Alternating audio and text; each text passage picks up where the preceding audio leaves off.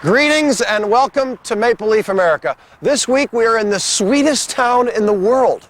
That's what they call it, Hershey, Pennsylvania. I'm standing just off Chocolate Avenue. Look at this, all the street lights, they're shaped like Hershey's Kisses. The town, the company, and the hockey team are pretty much all one and the same. I'm referring to the hockey team, the Hershey Bears, the oldest continuous American Hockey League franchise. We'll check that out. We'll also meet their head coach, former Maple Leaf, Mike Foligno, and we're going to Chocolate World. It's all ahead on this very sweet edition of Maple Leaf America. Welcome back to Maple Leaf America in Hershey, Pennsylvania. I'm standing outside the Hershey Park Arena, formerly known as the Hershey Sports Arena. They started playing hockey here in December of 1936. The Hershey Bears of the American Hockey League played here from 1938 through 2002, when they jumped over and started playing in the Giant Center. This is the cornerstone to a robust hockey tradition here in central Pennsylvania. In 1999, the Hershey Park Arena replaced Maple Leaf Gardens as the oldest rink in North America to continuously host professional hockey. Alas, in 2002, this rink would also retire from loyal service after 64 years. The oldest hockey rink in pro hockey last year, and it was a real honor to play in it. I think it was the 65th year in operation. And a lot of history, a lot of great players, a lot of great games, a lot of great things have happened. I think Will Chamberlain scored his 100 points game in that building, so a lot of history in that building, and it was special. They did a lot of ceremonies and a good send-off for it, and then of course it was really nice to come in here. This is a beautiful rink. I don't know if you've been able to look around at all, but it's a great rink, and there'll be a lot of great memories here as well. It's so steep. The stands are so steep. The fans sit right on top of you, and nowadays you can't do that, but bylaws. But the locker room was nothing pretty. Both visitors or home there was no advantage there. But there was something about playing in it, and just knowing the history of the building, the history of the teams that played there. It just used to be great to go in there on a Saturday night with only that inner concourse, and we sold standing room along the rail, and we'd play the Philadelphia Phantoms or the Rochester Americans, or before that when Adirondack was so good and was winning championships, play the Red Wings, and they'd be standing 4 deep, and once you got to your seat, we used to joke about it in terms of the food and beverage per caps, because there were none on those nights. Despite the fact that you had 7,800 people, once you got to your seat, you weren't getting up to go to the bathroom because you couldn't navigate your way around the arena. The memories that building presented to all, not only myself, but all our fans were unbelievable. I'll never forget the retirement night we had for Frank Mathers in '91. I'll never forget winning the Calder Cup in '97 and '87, '88.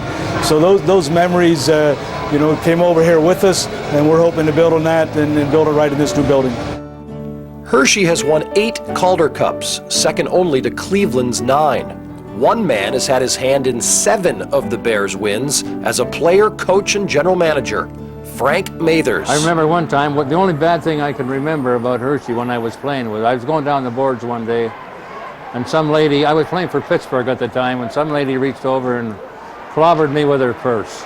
That's in all those years I was here, from 1956 to 2001. That's the only bad thing I could say about it. She probably knocked some sense into my head. By the way, Mathers also won 2 Calder Cups when in Pittsburgh, one with Leafs legend Tim Horton. Starting in the 1940s, Hershey has won at least 1 Calder Cup in every decade. It's a neat feeling, you come in here, you don't know too much about the organization, you just hear the name, but coming in, you're told right away the tradition that's here, and it's a lot of fun playing here, and everybody that plays here enjoys their stay, and usually ends up staying around this area. It's stated in many cities, but here it's true. The hockey team and the community are one and the same, and for most of 7 decades, that community came together at the old rink. Brings back a lot of great memories for a lot of people, especially with our fan base too. A lot of our older fans, especially, they sort of grew up in the old arena. They met their husband or wife in the old arena, and there's some unbelievable cherished memories that they'll keep with them forever. And I think that moving into the new arena, the transition is kind of difficult at first, especially for our fans. But as far as our players go, it's kind of a great feeling because they're walking into a new surrounding, a new environment, and everything's first class. So we're really appreciative of this beautiful building. Which finally, officially transitions us to the brand spanking new Giant Center, named for a grocery store chain. In a hockey-rich community like this, a lot of times it's tough to please everyone, but there haven't been any complaints about this building. People always miss the old one, but definitely people have really grown accustomed to modern amenities. Capacity jumped from 7,200 to about 10,500, and the Bears often fill up most of the extra space, presently fourth in league attendance. There's so much history and tradition, and I always felt that managing that team was part of a public trust. That it's different because it does have so much history and tradition, and the fans are so passionate about the game. Passion backed by tradition, the deepest in the tradition-rich American Hockey League.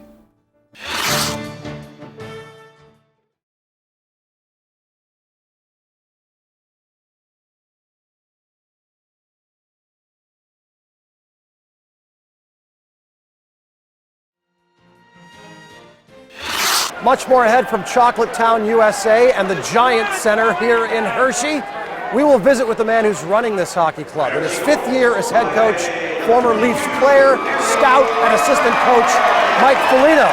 We'll also check out our travel log this week, which, believe it or not, involves chocolate. We'll see you in a bit. Hi, we're back on MLA in Hershey, Pennsylvania. Now, when you get a hankering in these parts for a little chalky, you got a little ache in your sweet tooth, you don't go to Grandma's house. You don't go to the corner gas station for a candy bar. Oh, no. You go to Chocolate World. Dark, mild, white, brown, black, with nuts or not. If you're into chocolate, you've come to the right place. We get chocolate lovers from all over the world. Like I said, 3 million visitors in a year, and they're all here because they love chocolate, basically. And absolutely, we have the world's largest selection of Hershey products found anywhere. So if you're a chocolate lover, and especially a Hershey's chocolate lover, this is the place to come. There used to be factory tours in Hershey. Now, no need. A Disney-like synopsis is provided at Chocolate World. Actually, the chocolate making process is a little more involved than most people think. And those who take our tour will really get the inside on how we make the chocolate at Chocolate World. But it's a pretty long process. It takes at least 3 days from the time they start until it's finished product. Here at the yard, cocoa beans arrive from tropical areas all over the world and are unloaded by hand, then transported to storage silos until needed.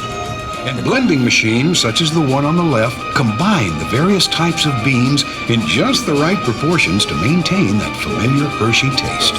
Forms the nib into a liquor called chocolate liquor. This liquid has no alcohol content, of course, and is the liquid from which all chocolate is made. Next, this large press is used to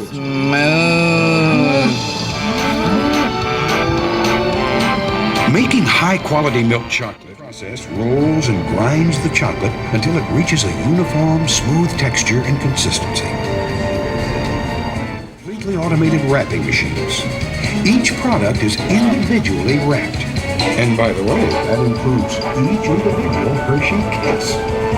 The chocolate making process is fascinating, but the truly interesting stuff is a short walk away in the Hershey Museum. Creating a candy is one thing. Milton S. Hershey took chocolate success and turned it into a town. Not too long ago, there really was not much here but dairy farms and agriculture. When Milton Hershey built his chocolate factory, a model town sprang up, and he was one of those paternalistic employers that wanted to have a nice community with lots of amenities for his factory workers, and the town grew from there, and it's continuing to grow. This year, the town of Hershey celebrates its centennial, founded by the same man who opened his chocolate factory about the same time. Unable to have children of their own, Milton and Mrs. Hershey eventually opened a school for orphaned and underprivileged children. Today, about 1,400 kids are housed, fed, and taught each year. The true success of the charity can be seen with one alum who came back years later to help run the company. Of course, at one point, he worked for the hockey team. The one thing I remember, I used to announce the Bears games. I was a PA announcer. That was a long time. I was just new, really, coming back as part of the Hershey organization. But I was announcing the game when Ron Wicks, who was the officiating official that night, came over and almost gave me a 2-minute bench penalty for not calling the right goal scorer. The official score was sitting above, and he was calling a different number than Ron Wicks was, and I was listening to the official score. Mr. Wicks pointed his finger and said, "I'll be 2-minute bench on you if you don't announce my number." So I did, to prevent the Bears. But I figured I'd be the only announcer in the entire American Hockey League ever to receive a bench penalty for not calling the right number. See that? Hershey, community, company, hockey. It's all one and the same. Enough already. Give me some chocolate.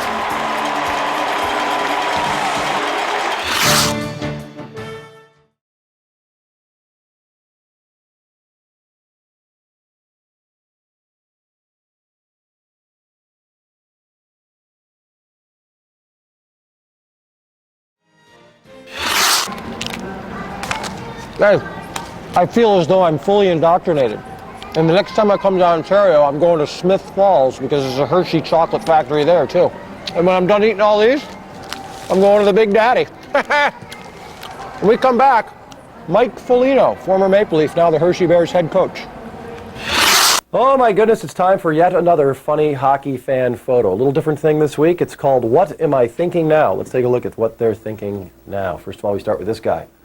Well, let's see, if I pushed her out into traffic in front of a truck after the game. No, that's too obvious. I could always dig a big hole in the backyard. Well, my cousin has a friend in the mafia. He could probably kill Grandpa.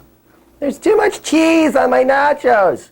Oh, you should have seen it. He got hit right where it counts. They swelled up this big. Oh, I think I'm gonna be sick. Oh my God, would you look at the blonde in the fourth row? Honey, do you mind? Oh my God, number 27, his hips are excruciating. I'm starting to wonder about Jerry. Both my sons are freaks. I'm getting old, very old. Oh, I don't feel good. Oh, I don't feel good at all. This might be my last hockey game. Hey, Dad, want to go for a jog after the game? Bob's father's worth $500,000. They say he doesn't have much longer. Great, we can run off to Nova Scotia together like we've planned. Dude! Dude! Dude! These are just characterizations and have no reflection on reality. Just having some fun with these people. See you in a bit. Welcome back to Maple Leaf America at the Giant Center in Hershey, Pennsylvania, and I guarantee you, there's one guy in this building right now that knows more about the Maple Leafs than anyone else. And he's standing right there, the head coach of the Bears, Mike Foligno. It's apparent Mike Foligno coaches a lot like the way he played. One man back, Foligno coming in. Foligno gets in, scores! What a great effort by Mike Foligno! I think I might have played against him. The start of my career and the end of his. And I just know those eyes when he gets mad and frustrated. He's got the meanest eyes out of anyone I know. And again, as a coach, I think over the 5 years he's learned to maybe reroute his temper into I don't want to say into a positive or into a motivational tactic. And it's really worked well for Mike Foligno. He's really good X's and O's, and his character behind the bench and in the locker room brings a lot out of everyone. You have to have that stick-to-it attitude that you won't sway one way or another as far as what your expectancy is. I mean, what you expect as far as what your team's performance will be. You can never level that. You can never lower that level of play. And I think that once you show your team and talk to your team and explain to them what level you will accept and what you won't accept, I think that's when you start having a good team around you and players that really are committed. And I think that that's what really brings success, is to expect a lot and demand it, but teach and remind. And really, the old saying is never assume they know. Always make sure you tell them and keep teaching. During 5 years in Hershey, Foligno has led his club to the conference finals twice. This year, particularly with the Bears on a recent roll, he has himself a championship contender again. The key for tonight for us is, we've come here knocking at the door on this team a number of times. Tonight, let's go and batten that door down. Let's go. Hardworking guy who pushes me as hard as he pushes the players.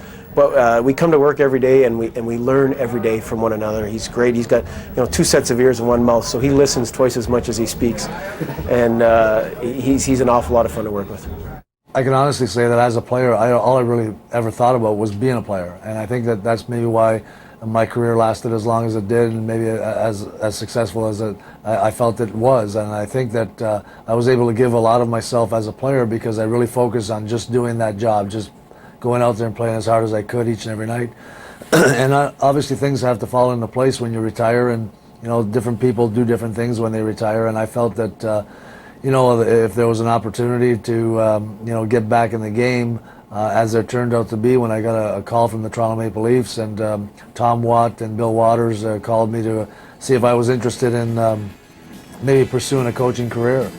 The Toronto connection came late in Foligno's playing career, an effort that started in the Motor City, Detroit's first-round pick, 3rd overall in 1979. Foligno spent 2.5 seasons with the struggling club before being dealt to Buffalo. With the Sabres, he'd compile 511 points over 9 seasons.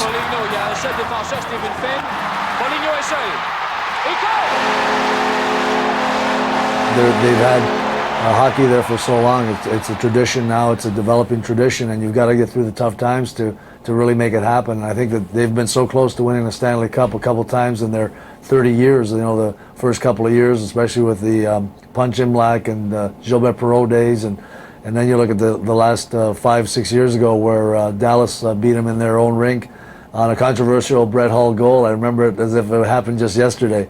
But those are all tremendous memories of a successful organization that you just can't let die. You have to make sure they go on, and I think that they will. In December of 1990, Foligno was traded to Toronto. You have to understand the mentality, especially where I come from, Northern Ontario. You have to understand the mentality of a lot of people in Northern Ontario. You're not really in the NHL unless you play for the Toronto Maple Leafs. And I think that even for my mother, when she was still alive, finally when I donned the blue and white jersey for the Toronto Maple Leafs, it was, okay, now my son is in the NHL. So it was a great feeling to put the jersey on, and obviously every night that we wore it with pride. He wore it with pride as a young Leafs fan as well. True and blue, as you would say. I think that growing up watching them and the Montreal Canadiens on TV many times, I remember my first hockey uniform for Christmas was a blue and white Maple Leaf uniform, and it was my pride and joy. I think I wore everything out before I actually changed anything. It's holes in the socks and holes in the jersey, and it was just a thrill. A thrill had to be scoring 2 game-winning playoff goals in the Leafs' run to the conference finals in 1993.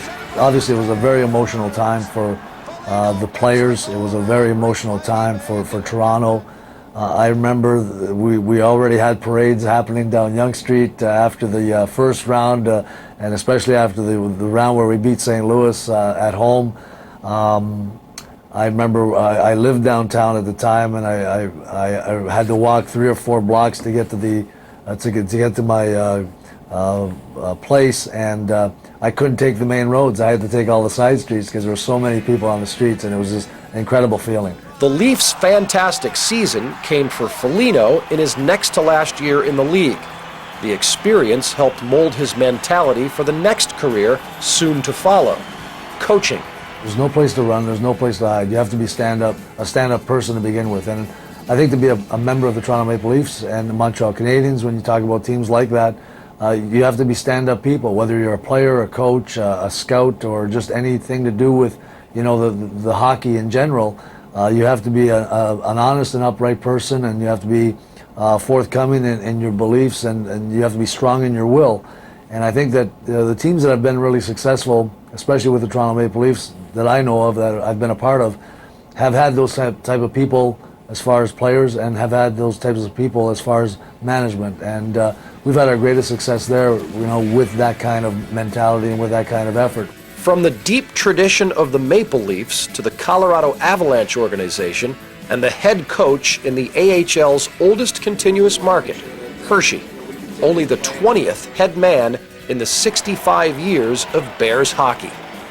The hockey tradition is lived on here, and it's really due to a lot of different parts that make it all happen. One is the fans that keep coming out, that keep cheering the players on.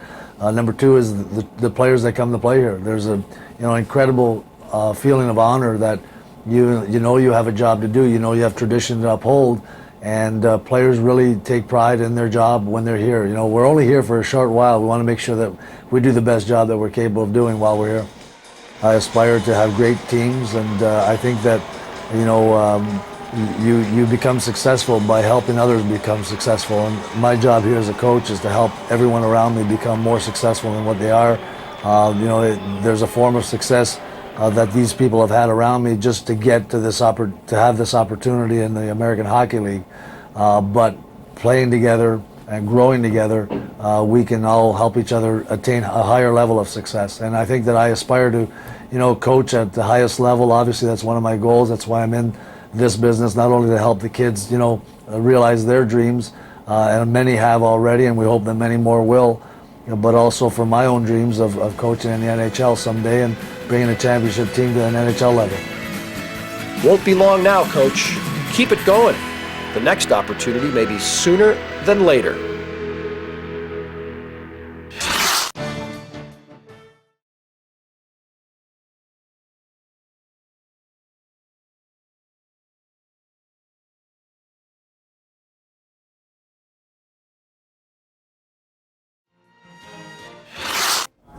Many thanks to head coach Mike Foligno and the entire Bears staff for their help and hospitality the last few days. Also the Hershey Lodge, where you'll find the Bears Den and lots more Bears memorabilia. Next week, we stay in the Keystone State, but we're heading west to Johnstown, another Pennsylvania city with a lot of hockey history. And they shot a movie there back in 1977, a hockey movie. What the heck was that called again? Coco, you remember the name of that movie? See you next week. His 5th decade in hockey and professional sports. Not on ice, but biking. He bikes a lot. Bikes all the time. Here we go, 3, 2, and for our own entertainment. Lee pointed to little dots on the screen. In hockey and professional sports, not on the ice, but behind the microphone. A very successful... Does it sound like I'm sipping? Yeah. Sounds like I'm going... His brother Gunk and Ungala. Always look on the bright side of life.